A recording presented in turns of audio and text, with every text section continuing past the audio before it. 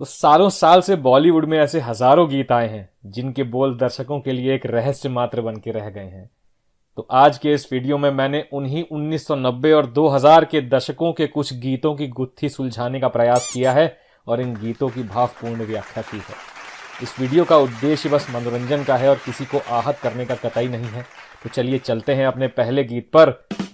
जरा तस्वीर से तू निकल के सामने आ मेरी महबूबा। इन पंक्तियों में कविराज अपनी प्रेमिका को याद कर रहे हैं और उससे तस्वीर से बाहर निकलने का आग्रह कर रहे हैं, पर सचेत हो जाएं और इस बात का ध्यान जरूर रखें कि जिस दिन वाकई में प्रेमिका तस्वीर से बाहर निकल आई उस दिन कविराज टेढ़े दिखाई देंगे और शायद भय के कारण खुद तस्वीर बन जाएं। तो अगले गाने पर मैं आता हूं। हाय हुक्कू हाय हाय।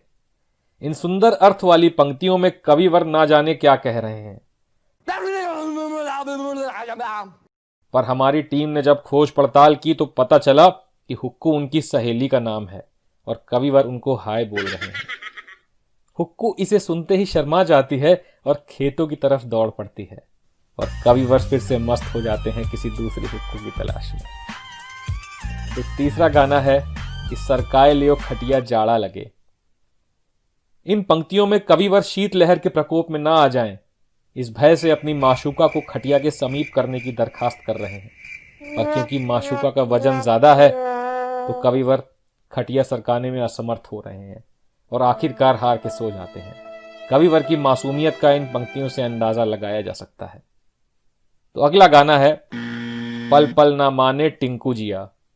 इन पंक्तियों में कविवर, जिनको पिया नाम से संबोधित किया जा रहा है, उनके दांतों में कीड़ा लग गया है।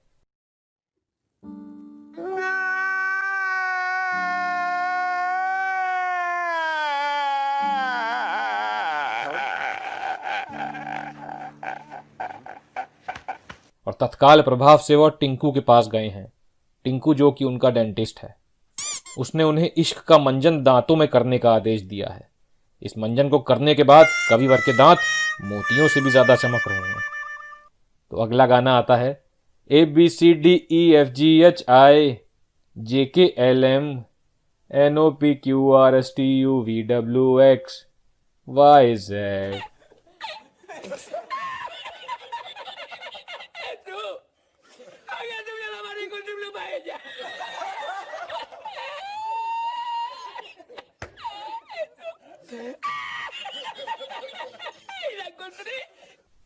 तो इन पंक्तियों में कविवर ने कविता लेखन को नया आयाम दिया है और धारा प्रवाह उसका पाठन किया है। चुन्नू और मुन्नू, उसकी माँ, उसका भाई भाभी, दूसरा भाई दूसरी भाभी, सभी इस सरल एवं सुंदर पंक्तियों का आनंद ले रहे हैं और पूरा परिवार एक सुर में अंग्रेजी सीख रहा है। अगला गाना है No God! No God, please no! No! No! No! जब तक रहेगा समोसे में आलू तब तक रहोगी तू मेरी शालू।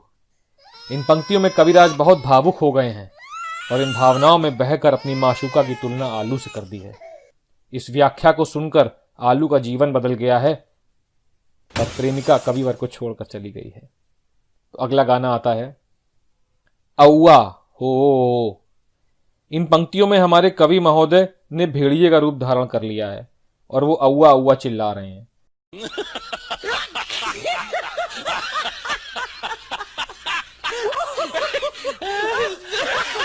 इन पंक्तियों में इससे ज्यादा व्याख्या नहीं कर सकता हूं।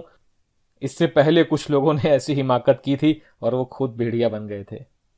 तो इस तरह के और वीडियोस देखने हो तो कमेंट सेक्शन में जरूर मैसेज करके बताएं और अगली बार मिलने तक अपना ख्याल रखें, सकारात्मक रहें और खुश रहें। धन्यवाद।